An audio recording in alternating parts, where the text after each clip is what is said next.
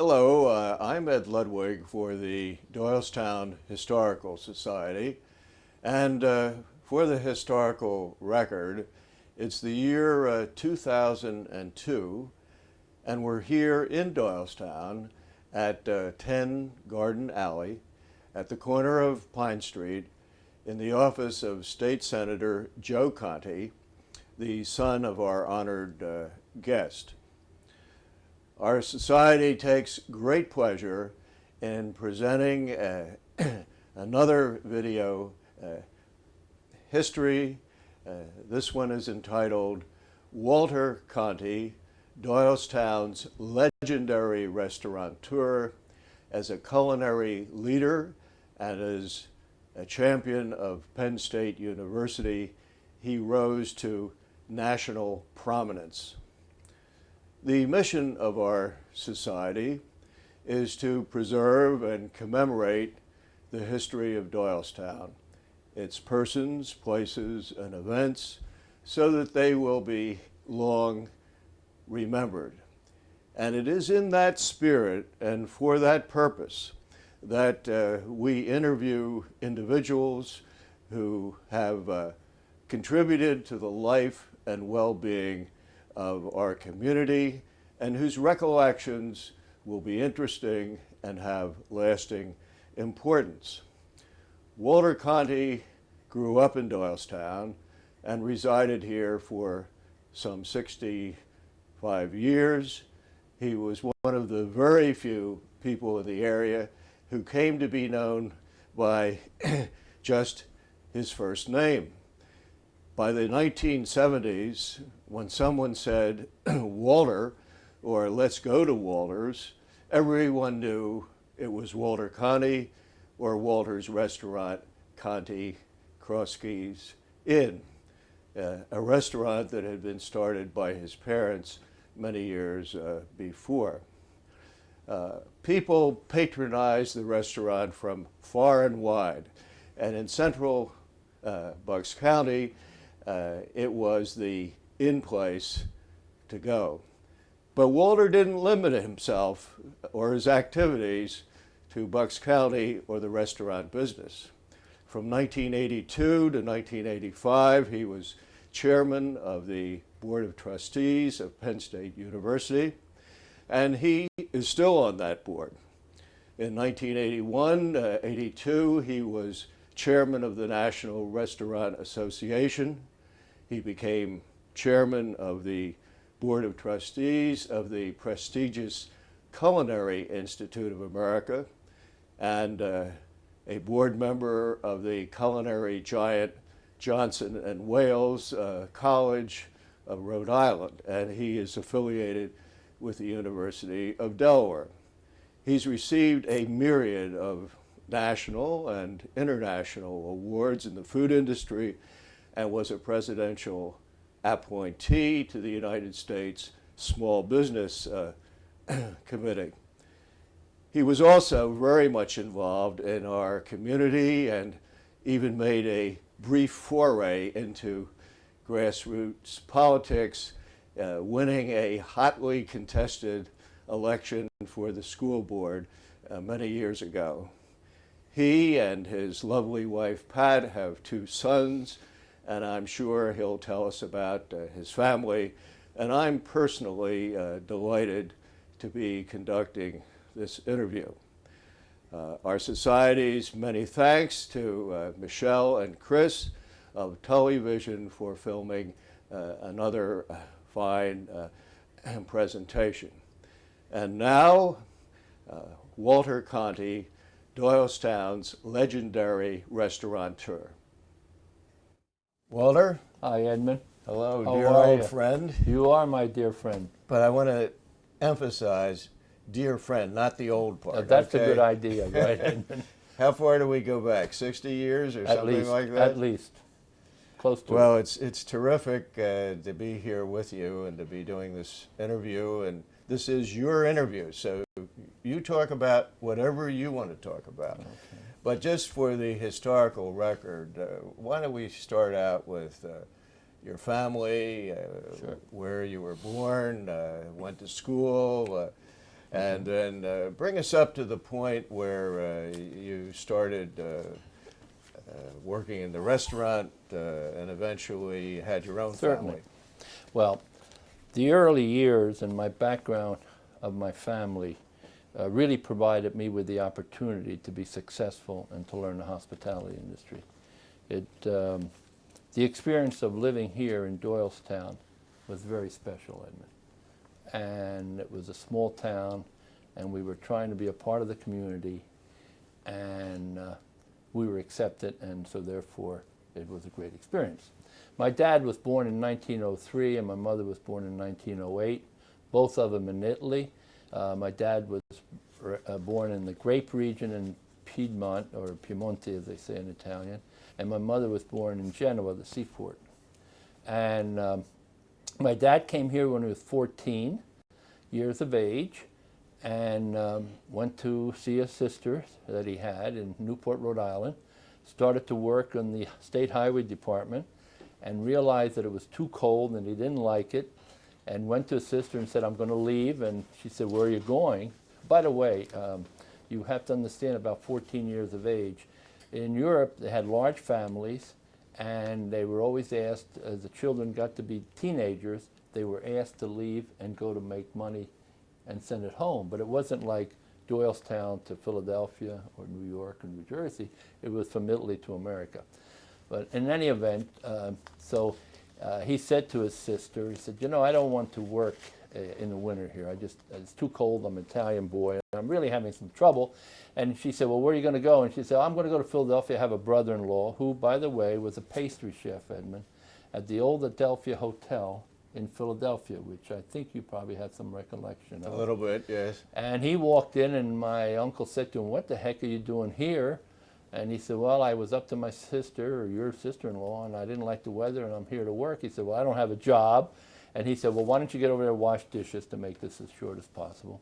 And that's actually how my dad started in the restaurant business. Is that right? Washing dishes in the old Adelphia Hotel, cutting vegetables, helping him in the pastry room, becoming a busboy, and eventually becoming a waiter. He then, at that time, met a cousin called Innocent Ferrero, Innocenzo Ferrero, who knew of him, had a couple of places in Philadelphia, and he went to work for him after a while. And it was during that period that he decided to come back to Italy and to find a wife. So he came back at the age of 19 and met my mother, courted her, married her, went on the honeymoon, and of course it must have been a good one because I was conceived then. So I was actually conceived in Italy, but fortunately born here in America, in fact in Newport, Rhode Island. They didn't have family leave in those days, so my dad went up there where he felt at home. And my mother, of course, as I said, was born 5 years later and was 5 years younger and had come from the city of Genoa, and they were railroad people. But my mother, for some reason or other, achieved a skill, or I don't know how she got it, but became one of the finest chefs, one of the best cooks I've ever known in my life. And I've had a lot of experience to be involved with a lot of them. So he came back to America and said to my mother that I'll call you when I have an apartment. They got an apartment on Broad Street, Market Street in Philadelphia, between the Fox and Stanton Theater. They lived upstairs. My mother came over. She went to Newport, had me as a baby because they didn't have family leave, as I said, and then came back. And it was during that time that my famous cousin, Innocent Ferrero, those old timers used to play cards, and they had a poker game, and supposedly, as legend goes, I'm not able to prove it, he won the Warrington Inn in Warrington, Pennsylvania, in a poker game. Can you believe that? Innocent wasn't that innocent. He wasn't that innocent. Oh, he was a rascal. And he said to my dad, he said, now, Frank, you just got married, you have a new wife, you just had a new baby. Why don't you go up to Warrington, Pennsylvania, and run the restaurant? Anything you do, you can do all the improvements you want. Anything that you do, all the money that you receive, all the profits you make will be yours. The only thing is that I will keep the real estate. And that's how my dad came to the Doylestown area. in the early 30s. I think it was either 30 or 1931. And we started the Warrington Inn. My mother was also cooking. But what he brought with him, and I think I had maybe forgotten about that until this morning as I was thinking about it. What he brought with him were European-trained waiters. And they lived upstairs. Right. And for their room and board, they would clean the restaurant, clean the silverware, shine the silverware. And my most wonderful moments in the restaurant business were in Warrington and at Cross Keys when we came here in 1943, to have those gentlemen live with us upstairs and every night, every morning come down, vacuum the place, clean the silverware. I would hear these unbelievable stories about working at the Savoy in London and what have you. Right. Now, I don't know if I'm covering too much and talking too much, but I'm giving you a history of how it all happened. We came to Warrington, we did the Warrington Inn, and in 1943, Innocent Ferrero came and said, well, Frank, I want the inn back.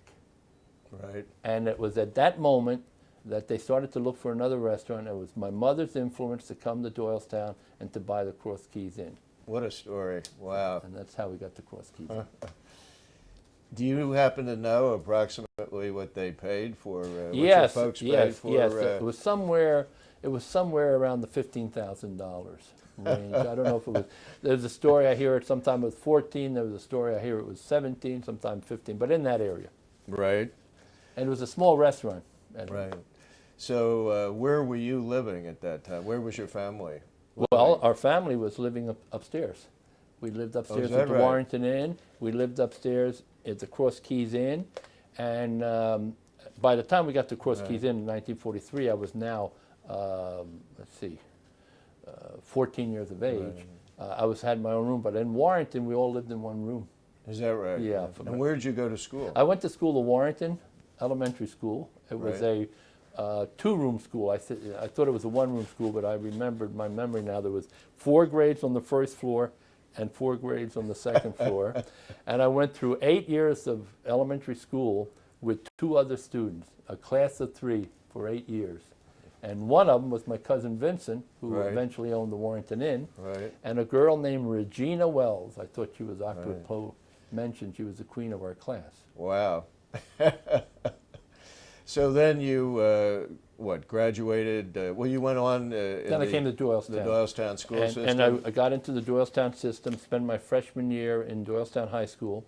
My sophomore year, I went to Valley Forge Military Academy. I wanted to experience something else. Now, what year would you say that was? That was 1943, 44. Or 44, during the 45. war. Oh, it was during the war, yes. Right. In fact, you were in uniform and everything. I was in uniform, but I was still a high school kid. Right. In fact, that was the year that Roosevelt passed away and we signed the peace treaty. Right. Peace came. 44, right? 44. Right. Yeah, so it was 44. And I spent a year there, and then during that period, my dad said, well, you know, I need you here. It was difficult to get help. So I left Valley Forge, came back to Doylestown, and finished my last 2 years in high school in Doylestown. Right. And that's when you and I became really good buddies. That's right. Yeah, we had a lot of mutual friends, yes, didn't we? Yes, we did. Yeah, it was a great time. So then were you working in the restaurant? How did you happen to go to Penn State? Well, that's a story in itself.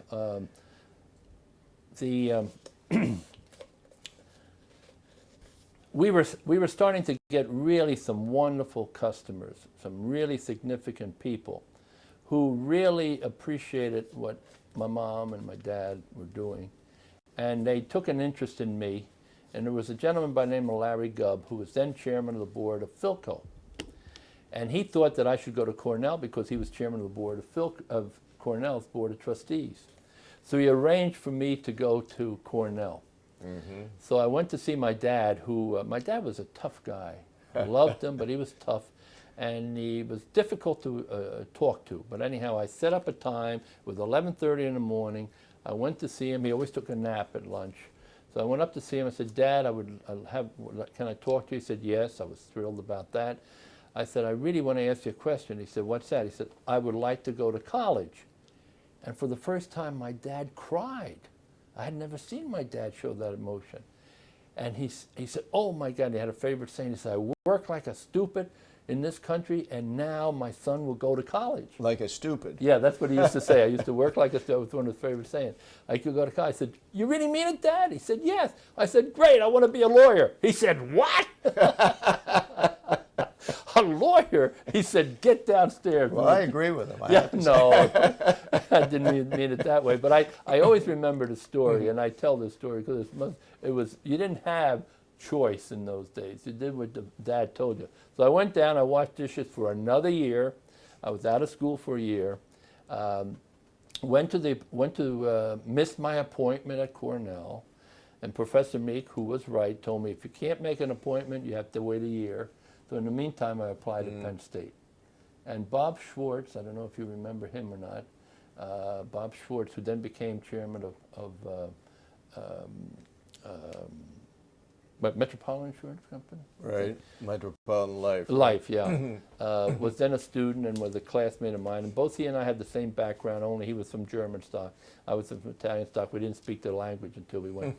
He was there, took me around and said, this is the place to come. He was 1 year ahead of me. And we went to Penn State. Well, okay. What about Pat? Well, Pat came along. Pat was a girl I met when I was in Doylestown High School. We had these groups of fellas that would go to other high schools and meet people, and one of our classmates was dating Pat. And I met Pat, and I thought she was very attractive, and I thought she was very nice.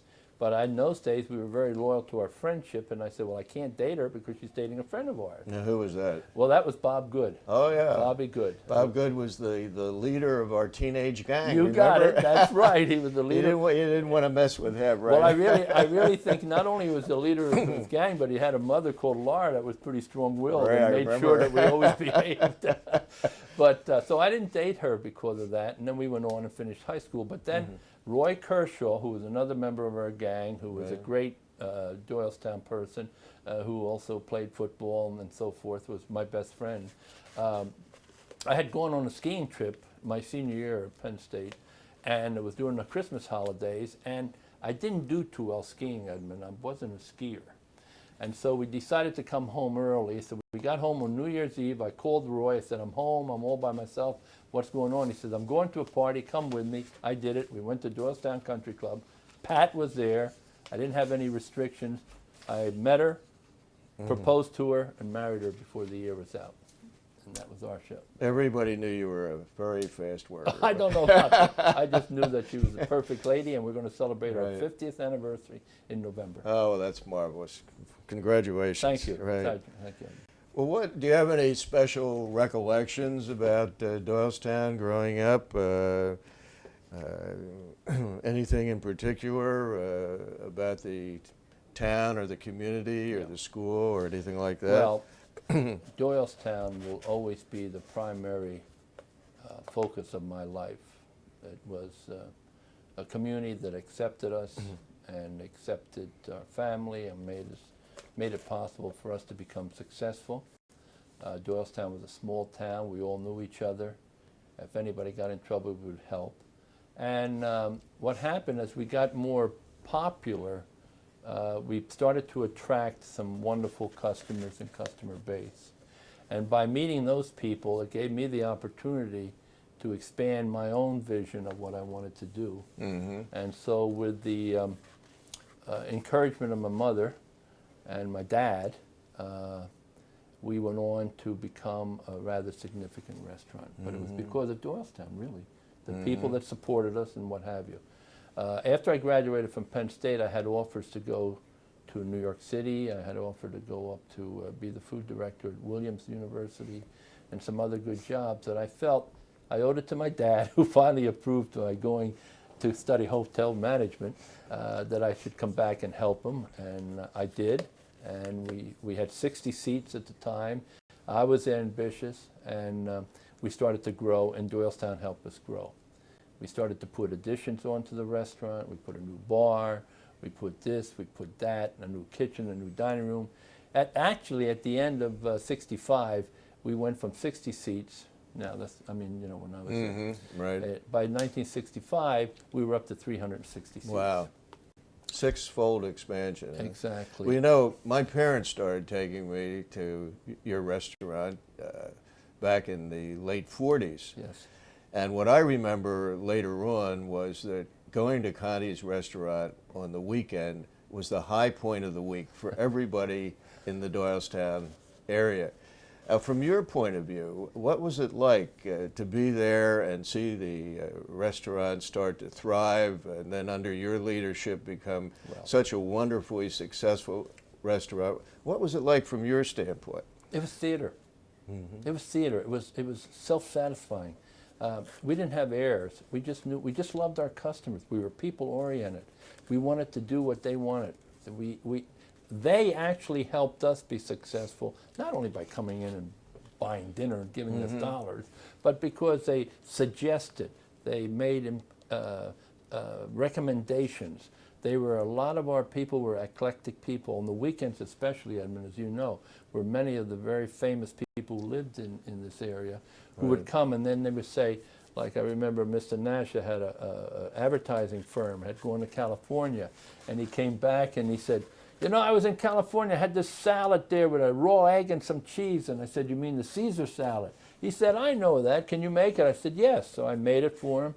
And that was on a Friday night. And he came back Saturday night with 8 people. And he said, I want that Caesar salad. And from there on in, we made the table-side Caesar salad. We made over 1 million orders of it. But you see the point I'm trying to make is that our customer, Oscar Hammerstein, not to be dropping names, but Oscar Hammerstein always wanted my mother's spaghetti with white clam sauce. He could have anything in the world, but he loved my mom's spaghetti with white clam sauce. And there were just a number of very well-known individuals who had specific likes, who transferred them to us, suggested them to us. And we, in the meantime, I did a lot of research, I did a lot of studying. I loved what I did. I couldn't wait to get in every day just to experiment, to provide the number of items that were different than anyone else. Let's just take a moment because you did mention to me, we'll go back a little bit, Sure. that I think it was in '39 your family had gone to Europe, is that right? Yeah, well that's a story that will always be with me, and it was a very exciting story. We went in June of '39 with a 1937 Plymouth, and my mother and I, and my dad, my mother and I and my dad, and God, wouldn't you know it, that September 3rd, 1939, the war broke out. You took the car over? Is that right? Oh, okay. The war broke out, and we're caught in Europe, actually in Italy. And while we were there, they tried to draft my dad in the Army, try to get him back in the Army. Right. And my aunt, who was very smart, they came up at the door and knocked on the door and said, is Francesco Conti, which was my dad's name, is he here? And my aunt said, I don't think he's here, real loud. And he ran out the back door. And for 3 days, we didn't know where he was, okay? Oh, my. And he called us from Switzerland. So here I was, 11 years old, or 10 years old, with my mother. She didn't drive, I didn't drive, a 37 Plymouth, and my dad, we don't know where he is. But we came back, and it's a very, very exciting story. You could make a movie out of the darn thing. We escaped. We went over the mountains. we drove over the mountains. And I think I helped because we got to the border, and the border guards came to the door, and they said, oh, he said, you have an American passport, but you're Italian, he said to my dad. And he looks at my mother and said, yeah, but my dad said, I'm an American citizen. So he looked back and said, who is this little Fanchot? That's Italian for saying, who's this little boy back here? And I could understand both languages, but I answered him in English. I said, I'm American. And the border guard, for some reason, said, hey, bravo. He thought that was nice. He said, go ahead. So we got across the border, and we stayed in France for about a couple months. It's understandable that you would remember that. Oh, yeah. It must have been a terrifying time. Well, it was exciting, yeah, to say the least. Well, you were talking about the restaurant and how it became very successful. Can you tell me, tell all of us, what kind of volume, how many meals would you serve, say, on a weekend when the restaurant was really getting up there? Let me start by saying what really brought us to success was, of course, the ambition that we all had were my employees and the desire to excel by every one of us. our customers, who really, as I alluded to earlier in our conversation, were so influential in making us do what we were doing. So we got bigger, we got more important, and I can tell you later on if you want to ask me what were specific things. As far as volume was concerned, I'm not going to give you numbers. No, but just the number of meals. I will. you know, I that will. kind of thing. The point of the matter is, we were listed in the 70s and 80s as the 50th largest volume restaurant in America. One of the 50? Yeah, we were number 50. They And counted. you were number 50. Trade magazine. Largest volume in America? Yeah, 50. Really? But in those days, the industry was small, Right. and they were made up of small independent operators, most of them, and we were just booming. But I mean, I even hate to tell you the number now, because people would laugh at it. How could you live with those numbers? But on the weekends, Saturday nights was always 600-700 people. Is that right? Yeah. And that was a lot in the 300. Well, we moved Right. it up to 300. That was at least 2 turnovers. We used to plan 2.5 turnovers. Fridays were about 300, 400, 500. The rest of the weeks we averaged, over 100 to 120. How large was your staff? Our staff, we had a staff of 25 or 6 people. That's including the kitchen and everything else. Did you have regular staff meetings and so we on? had, well, that was. What did you tell your staff? Well, that was what brought me some recognition nationally that got me involved with the restaurant industry. Was that I would have those meetings. I would have a meeting before every serving period. In other words, there would be a meeting before every lunchtime and every evening. And we would go over the menu items, we would go over how to pronounce the words, how to describe the dishes, not to be like a robot, and today we do no, really make it feel like you really knew what you were doing, and really sort of zero in and try to make the customer that we really wanted to be for their health. And we did that. We started to do that as far back as in the 50s. And it became a routine. We were written up as one of the few places that did that, that had these meetings. And then one day a month we would bring the whole staff in and we would all meet and discuss everything that we thought needed to be discussed to make us a better place. Well, I can remember the waitresses, when they would come over to your table, they would spend 3, 4, That's right. 5 minutes Yeah. telling you the specials without looking at a note, without Exactly. having a piece of paper or anything. Yeah, which it was you don't amazing. see today, do you? It was amazing what they did. But see, they had a lot of pride in themselves, and they had a lot of pride in the restaurant. As far as volume was concerned, I'll never forget, I'll mention 3 specific areas. Thanksgiving. The first year I came back from college in 1952, we had a very fancy chef who had been to Europe and what have you, who hated Thanksgiving. And my first Thanksgiving, I was so embarrassed, out of college, full of pep. I knew how to make a turkey, and the stuff the food came out so bad that I went to Larry and I said, Larry, next year you're not working Thanksgiving. Plan on having a vacation. And how I did that was, and how I solved the problem of not having my chef work on Thanksgiving was that I decided to cook whole birds. Whole turkeys between 12 to 17 pounds, and every party of 4 or more I would give a whole bird. So what we did, we eliminated the individual portioning in the kitchen, took that labor out, gave it to the front of house where my son and our sons, well, they weren't around in the 50s, but our staff, and we had European trained waiters in those days, and we would take a turkey to the table, slice it and serve it, give them the whole carcass, and they would take it off. We had customers that came back 25 years or more every Thanksgiving with 25 or 30 people, and then we would do that. Now that gave us national recognition, the individual turkeys. New Year's Eve, as I think you might have remembered, I think you might have been there on New Year's Eve. We put a tent out in the parking lot. We put an orchestra out there. We put a cloakroom out there. We went to 3 seatings, 6, 8, and 10, and we had a set menu at a set price, and we got to 1,200 people. We served about, 3 times 4 is 12, but I think it might have been 1,100 to 1,200 people. And we got them out in time, but we gave them a drink of champagne. We let the orchestra play. And that was really a nice accomplishment of doing that. And they were large volume, successful days that gave us the reputation. Mother's Day, some of the. We took special events, Right. and then we got to be known to be pretty good on handling special events. Mrs. Mercer, who was still living, and I think she's a fine Doylestown name, Mrs. Mercer was honored by some construction company. I guess she gave him the right of way to put a sewer line or something through. And he wanted the best possible lunch, and he wanted champagne served with a flourish. So I ordered Jeroboams, the ones that stand about Wow. 3 feet, and every waiter and waitress would come in a line, and you see it a lot now, but not with that. We came in with these Jeroboams of champagne and around to serve it, and of course that blew the community apart. That was one of my good memories. Well, all of us who would come out to the restaurant knew that there would be, from time to time, a celebrity there, but we had no idea as to who all of them were. And I know there must have been a huge number of famous people who came to the restaurant.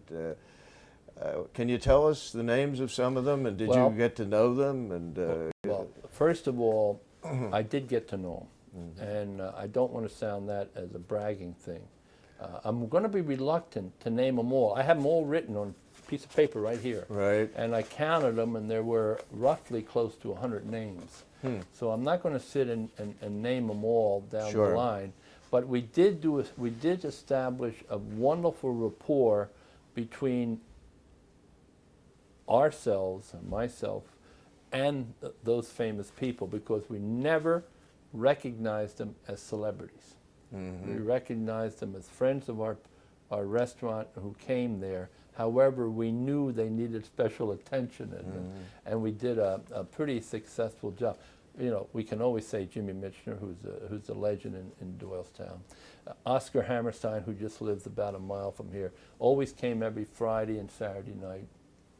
The publisher of the New York Times started with an S. He was always there. S.J. Perlman, right. who wouldn't eat unless he spoke to me, and his wife Laura. But then there was Charlie Rudy. I mean, I'm already now getting in trouble. The very thing I wasn't going to do. But we had very, Don Meredith, who we played tennis with. How many years did you play with? Well, we played. Well, we're still friends, and we Right. still communicate. We played for 5-6 years, as long as Don was here. And also, Herb Barness was. Well, a partner. Herb and I grew up together. We were Warrington kids. We lived next to each other, and we both took music lessons together. And I was privileged to MC his honor, a dinner they had in his honor, in which I said I always knew that Herb was going to be better than I was. He was smarter than I was. We both took music lessons at Louis Perlman's up here in Doylestown. Oh, yes, Remember sure. Louis? Next to Clara Malloy. We would take the bus from Warrington, but he took violin, and his violin was about a foot long. I took an accordion that weighed 300 pounds, and I would have to lift that thing and put it in the bus, and he would be there with a little violin with a sly smile, and I always teased him about that. But, oh yeah. But I could, the famous writers, all of those people. I will have one story that just came to mind recently when Liza Minnelli got married. While I was in college, I took an elective called set designing, theater set designing. I thought it would do me good if ever when I would get in the restaurant, that perhaps I would have a little bit of an eye of how to set a scene or decorate a restaurant. And there was a fellow called Mesrop Kazdekian, who was the professor of that class, who went on. He used to be the director of some Green Hill or something in Reading theater business, and he was in New York, and he did some directing. And he brought Liza Minnelli, when she was 18 years of age, to the Bucks County Playhouse for a play, gave me a call, and brought her over, and they had dinner. Oh, gosh. Just to show you sort of the example. That was a few years ago. That was a long time ago. And here she is now getting married, for a third time or so. Right. Or whatever. Huh. And then you became very close to Joe Paterno, didn't you? Yes, we did.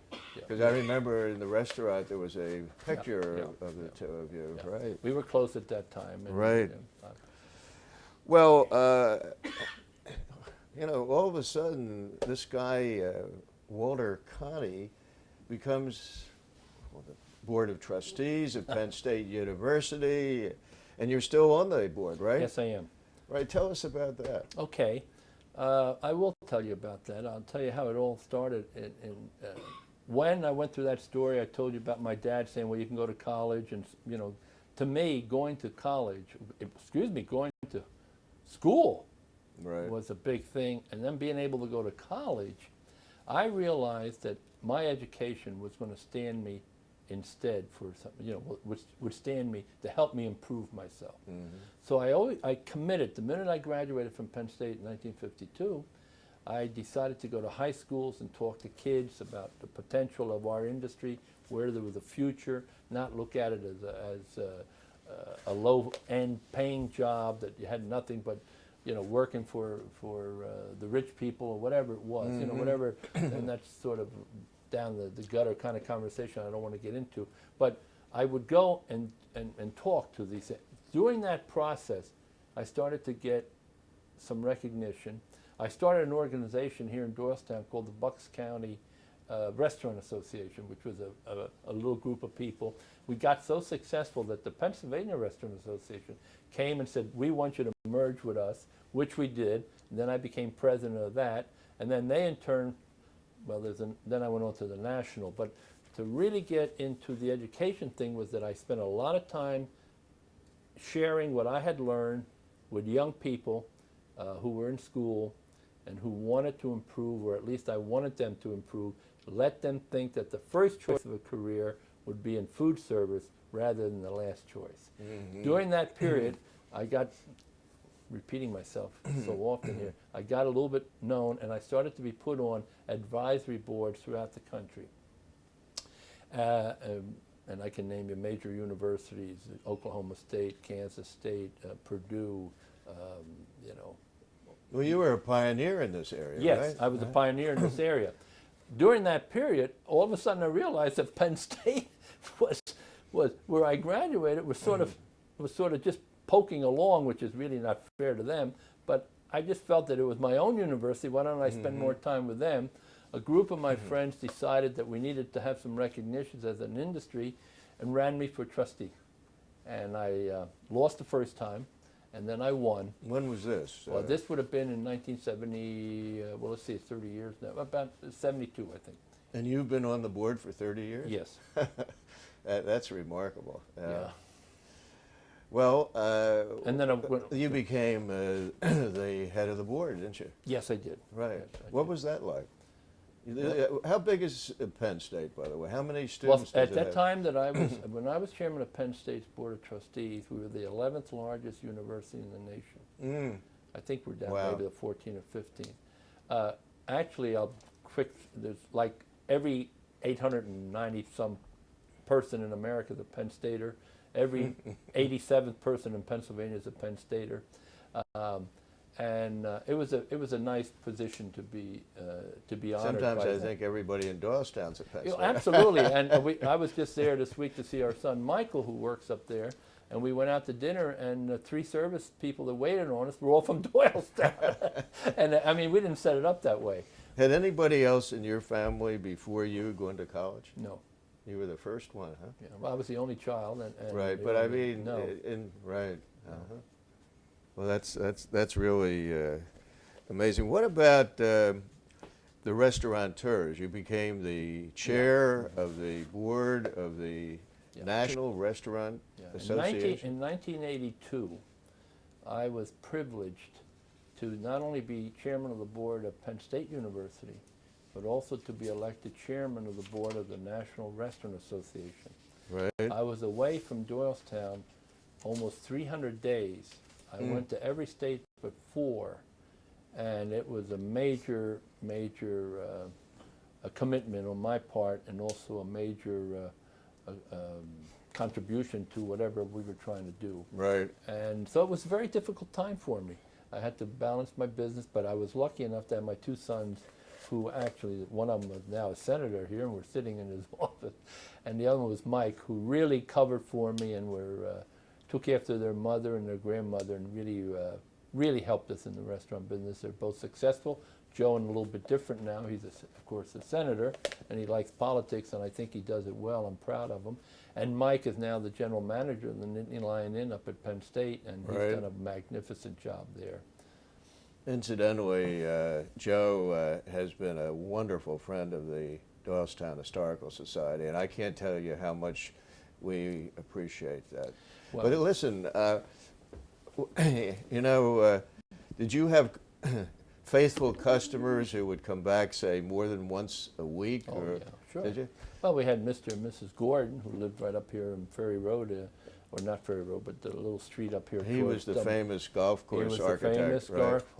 who ate every meal in our restaurant except Sunday because we were closed. Every meal? Every meal. We had the same table with CD4.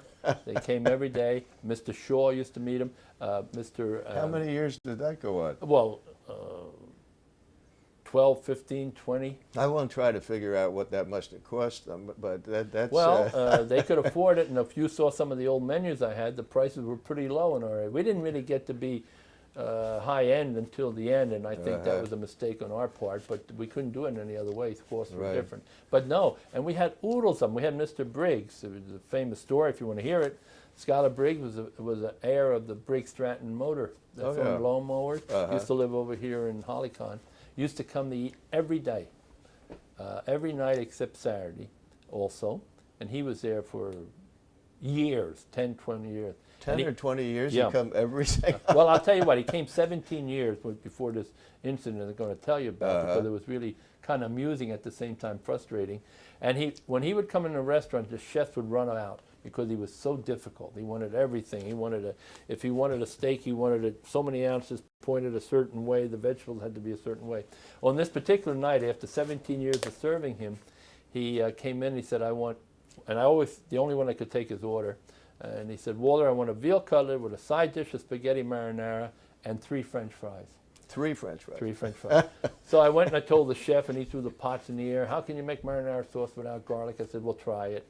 And I used to wear a white jacket in those days, like a busboy's jacket, even though I was managing the thing or whatever I was doing.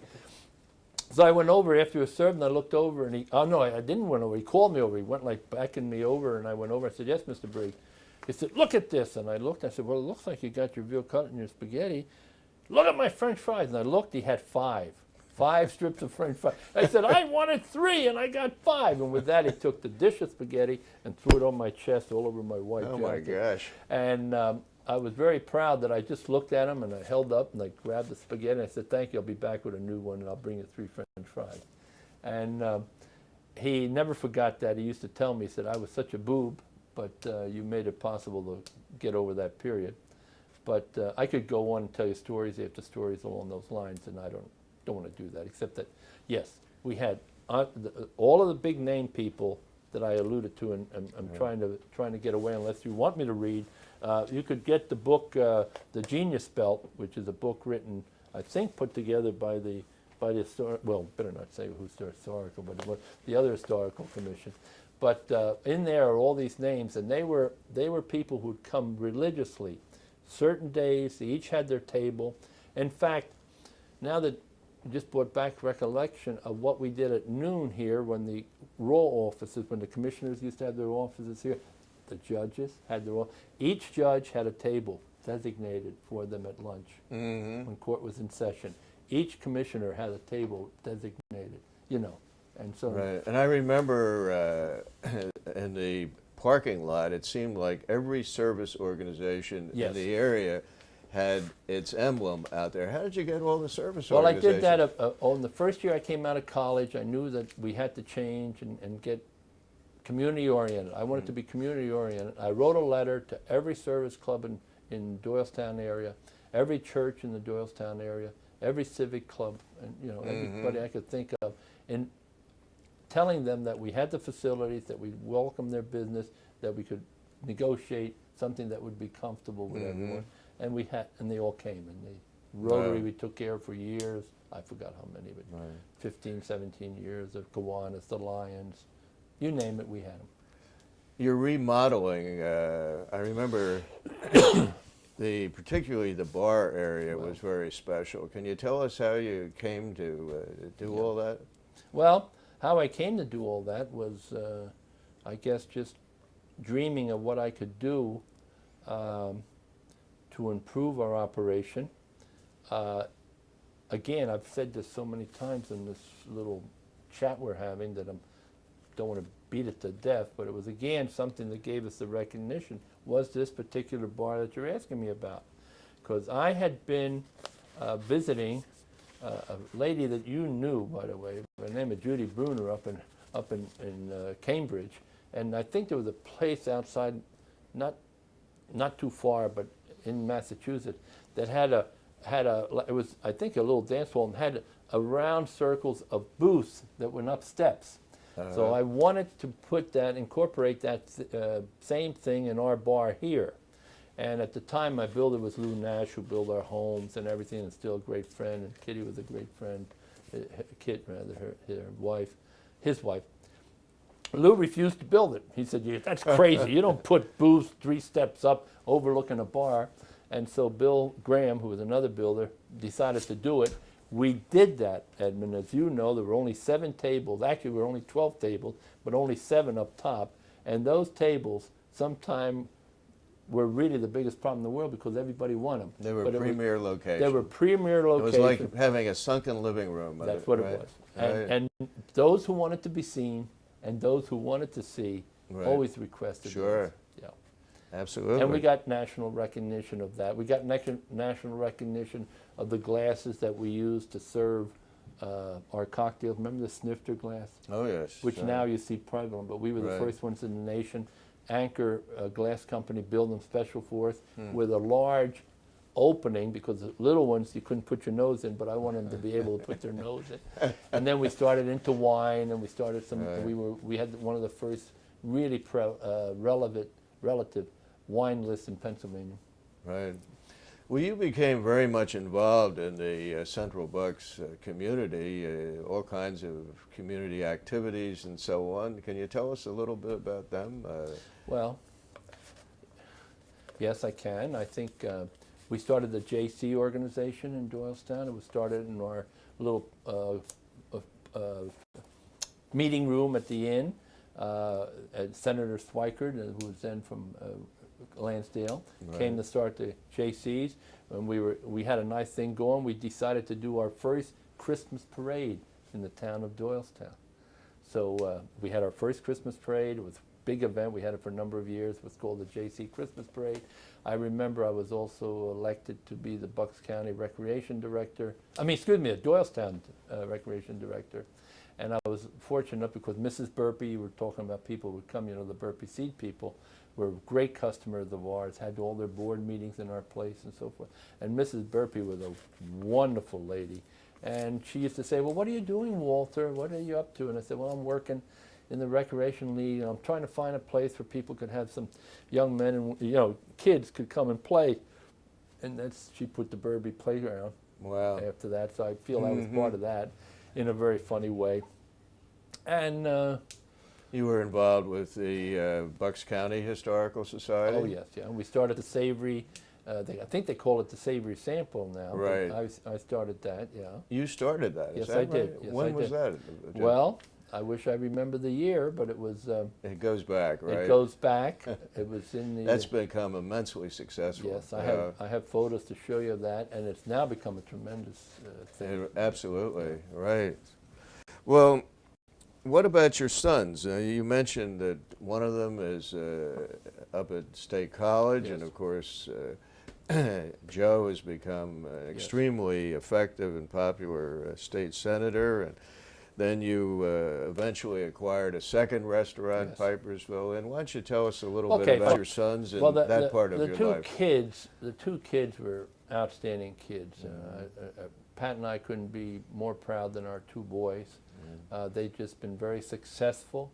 They've been very conscious, and I think some of our early years that I alluded to when we were trying to be relevant to our community must have got off on Joe a little bit, because even when he was working with us, he was always interested in community things, and then of course he became a supervisor of Doylestown Township, and I could see that his love of serving the community, his love of politics actually, but to do good for his citizens here became a very important part of his life. And even though he stuck Right. with me and was really a fine individual in the business, I could see that that was happening.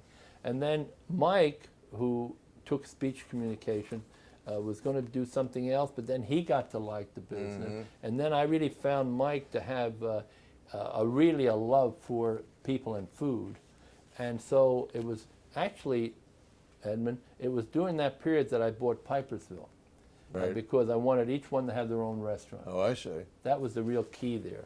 Besides, I was extremely close to the Brugger family. Right. Joe, Bob, and Richard. And Richard and I were classmates. And so when Joe wanted to retire, the word was sent to me that he wanted someone to buy it, and he would like me to do it. And so I was able to pull that off, but mainly because I felt the two kids. Anyhow, Joe went on, of course, to serve me well, and then as we were getting near the end of our careers, myself and then Michael left to go to Penn State to work, I realized that it was coming near the end for me to sell. you know. Remember, they're not kids anymore. No, they're not. You're now the son of a state senator and of a hotel restaurant You mean the manager. father. You're the father, right? I You're would the like father, to be the son. right? You're not the son. No. You're not the son. You're the father. Yeah, and they've been wonderful, and they've given us six wonderful grandkids, and I'm really proud because Joe has served his community well. I'm really proud of him on that, and I know he's going to continue. And Mike is serving his community at State College. He's on Meals for Wheels. He does a lot of charitable stuff. Right. So they all learned that, and I'm proud of that. As far as the future is concerned, would you have any recommendations or suggestions for the Doylestown area? You left. You're in Florida now. Well, have you reflected on that sort of Sure. thing at all? I think it's time now to maybe take a moment to make sure that I did not run away from Doylestown. Plans were in the making long before the boys decided to find another career.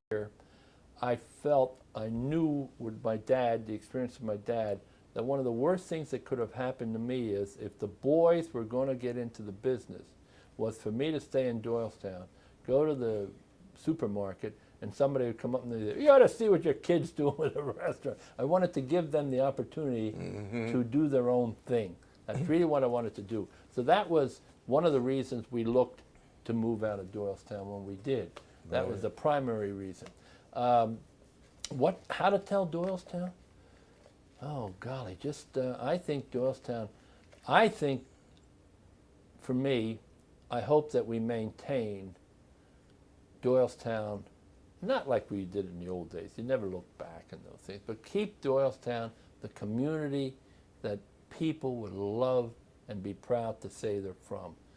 I am now made 2 moves, one in South Carolina, one in Florida. When I'm introduced to some new people and they say, where are you from? And I don't say Pennsylvania. I say Doylestown. You'd be amazed, Edmund, how many people know of it. And the reaction is, what a wonderful town Doylestown is. Oh, I've heard of it. I've been there. In fact, I had dinner with one of our residents in the new place we're living now who said they would come up here every year to go to the Mercer Mile or just to be in Doylestown. It's the courthouse and by the way, Pearl Buck and Jimmy Michener and Dorothy Parker and Margaret Mead were people who wrote about Doylestown. Right. And really helped us. And of course, every time I hear Oklahoma, when the corn is as high as an elephant's eye, in that song, Oscar Hammerstein looked out his window, saw the cornfields right up from Cross Keys Inn, and wrote that song. Well, Walter, we just can't thank you enough for doing this interview and for all the wonderful, great things you've done for Doylestown over the years. We miss you and Pat very, very much, but you certainly have paid your dues, and it's wonderful to see you again like this. You look terrific. You must be enjoying retirement very much. What year did you say you retired? In 1996. Right. And I just want to end, Edmund, by saying it's not what I did for Doylestown. It's what Doylestown did for us as a Well, family. that's very gracious, as always. Now, as we conclude this, I want to make you an honorary officer of the Doylestown Historical Society. Whoa. That's Terrific. what I was afraid of. My head's too big, but I really will keep. No, the hat's too small. I will treasure this. I hope everybody can see this. I will treasure this. It's going to be one of my prized possessions. And Edmund, coming from you, it's even more important. Oh, well. Thank you so much. Thank you.